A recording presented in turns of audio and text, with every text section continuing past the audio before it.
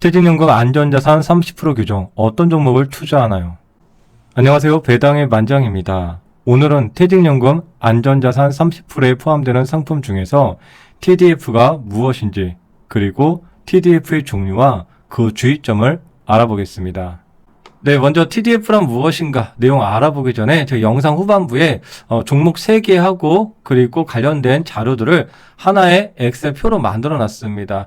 이 자료 여러분들 자유롭게 또 캡처해서 사용하셔도 되는 거니까 영상 후반부에 잠시 좀 보시고요. TDF 먼저 무엇인지 좀 알아볼게요. 타겟 데이트 펀드의 약자로 이 특정 목표 연도를 기준으로 포트폴리오가 자동 조정되는 펀드이다. 특정 목표 연도라면 우리가 보통 은퇴 시점을 얘기하는 거예요. 그래서 예를 들어서 내 은퇴 시점이 2050년이면은 TDF 2050이라는 상품이 있습니다. 이것을 이제 보통 선택을 하는데 처음에는 공격적으로 주식 비중이 좀 많아지면서 이렇게 2050년 세월이 가면 갈수록 안전자산, 국채의 비중이 높아지도록 중요한 건 자동으로 조정되는 ETF입니다. 내가 일일이 매번 주식 비중과 채권 비중을 조절하는 게 아니라 해당 상품을 선택하면은 자동으로 비중이 조절되는 상품이 TDF입니다. 조금만 더 깊이 얘기해 보면은 이 주식, 글로벌 주식하고 국내 채권, 국채하고 분산 투자할 수 있게끔 진행을 합니다. 예를 들어서 위험 자산인 이제 글로벌 주식은 세월이 가면 갈수록 은퇴 시점에 맞춰서 비중은 줄어들고 안전자산인 국내 채권은 비중이 늘어나는 이런 식으로 조정이 된다는 거예요. 그럼 예시를 통하면 좀 더 이해가 잘 되실 겁니다. 은퇴 시점에 따른 TDF의 위험자산은 글로벌 주식이고요. 안전자산은 국내 채권의 비중의 변화입니다. 예를 들어서 코덱스 TDF 2030 액티브 ETF의 경우에는 지금 글로벌 주식 비중이 약 46%, 국내 채권 비중이 53.9% 정도 됩니다. 기준은 24년도 11월말 기준인데요. 그러면 TDF 2040 액티브 ETF의 경우에는 글로벌 주식 비중이 상대적으로 좀 더 높죠. 64%, 채권 비중이 35.9% 정도 되죠. 그 은퇴 시점이 조금 더 멀리 잡은 2050년인 코덱스 TDF 2050 액티브 ETF의 경우에는 주식 비중이 더 높죠. 76.4%, 채권 비중이 23.6%.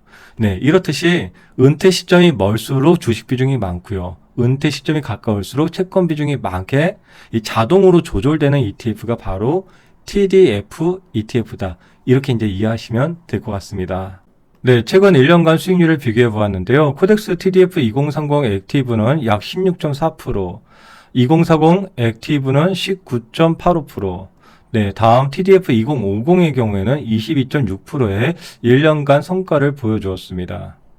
TDF ETF는 누가 투자하면 좋을까요? 장기적인 투자를 하고 싶은 투자자, 또 투자에 신경을 쓰기 어려운 투자자, 그리고 퇴직연금에서 좀 더 적극적인 투자를 원하는 경우, 또 자산 배분, 주식, 채권 비중을 자동으로 관리하고 싶은 사람들에게 좀 적합하다고 볼 수 있겠고요.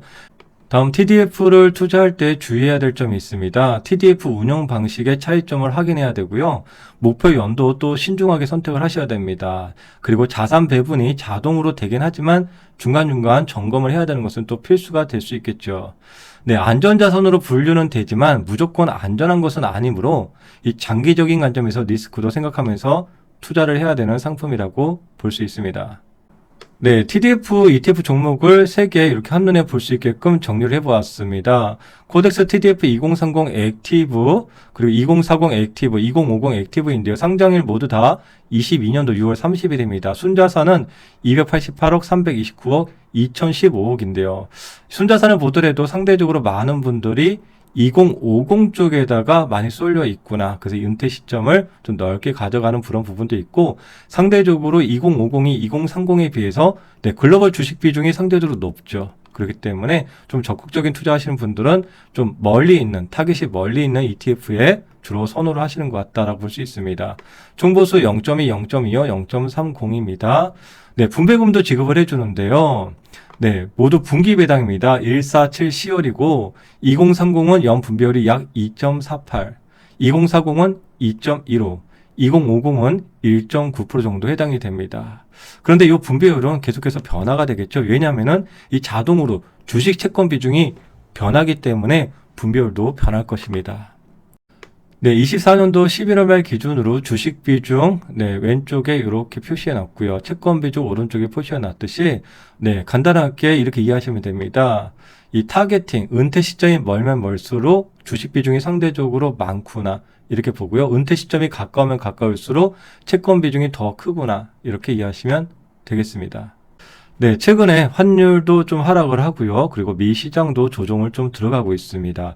그러면서 배당주들의 주당 가격이 하락을 해주면서 정해진 투자금으로 과거에 비해서 조금 더 많은 수량을 또 가져갈 수 있는 그런 상황이 된 것 같습니다. 그러나 이런 투자라는 것이 이론과 실전은 큰 갭이 발생합니다. 사람의 심리도 거기에 들어가고 있기 때문에 내리는 것은 어떻게 보면 좋을 수 있지만 또 누군가에게는 큰 어려움이 될 수도 있습니다.